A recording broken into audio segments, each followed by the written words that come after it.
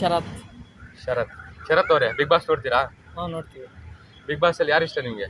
ನಮಗೆ ಅದು ನೀನ್ ಈ ತರ ಅಂತ ಬಿಕ್ಕಳ್ತಾ ಇದ್ರೆ ನನಗೆ ಅಂತ ತಿಕ್ಕಲಿ ಹಿಡಿಯುತ್ತೆ. ಪ್ರತಾಪ್. ಪ್ರತಾಪ್. ಈ ಸೀಸನ್ಗೆ ವೇಟ್ ಮಾಡ್ತಿದ್ದೀರಾ? ವೇಟ್ ಮಾಡ್ತಿದ್ವಿ. ನಿಮ್ ಪ್ರಕಾರ ಬಿಗ್ ಬಾಸ್ ಅಂದ್ರೆ ಏನು?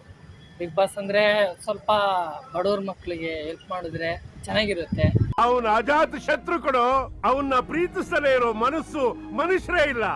ಅಪ್ಪಟ ಬಂಗಾರ. ರೀಲ್ಸ್ ಮಾಡೋಕ್ಕಿಂತ ರೀಲ್ಸಲ್ಲಿ ಅವ್ರು ಫೇಮಸ್ ಆಗಿರ್ತಾರಲ್ಲ, ಅವ್ರಿಗಿಂತ ರೈತರ ಮಕ್ಕಳಿಗೆ ಸ್ವಲ್ಪ ಹೆಲ್ಪ್ ಮಾಡಿದ್ರೆ ಅವರು ಸ್ವಲ್ಪ ಸೇರ್ಕೊಂತಾರೆ.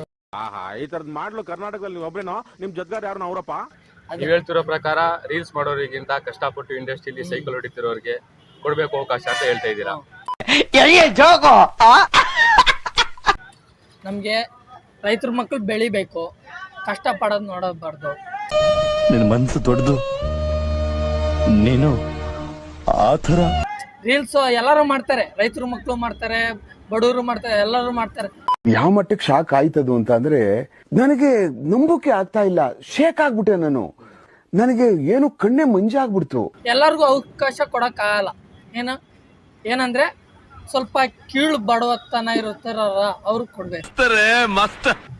ಏನಂದ್ರೆ ಅನ್ನ ಇಲ್ದೆ ಬೇಕಾದಷ್ಟು ಜನ ಇದಾರೆ ರೈಲ್ವೆ ಸ್ಟೇಷನ್ ಅಲ್ಲಿ. ಅಂಥವ್ರಿಗೆ ಸ್ವಲ್ಪ ನಮ್ಮ ಕೈಯಲ್ಲಿ ಎಷ್ಟಾಗುತ್ತೋ ಅಷ್ಟು ಜನಕ್ಕೆ ಹೆಲ್ಪ್ ಮಾಡಬೇಕು. ಅದು ನನ್ನ ಕೇಳ್ಕೊಂತೀನಿ. ಇದನ್ನೆಲ್ಲ ಹ್ಯಾಕ್ ಸಾಧಿಸಿದ್ರಿ ಅಂತ ಕೇಳಿದಾಗ ಇವರು ಅದ್ರ ಬಗ್ಗೆ ಎಲ್ಲ ಹೇಳಿದ್ರು.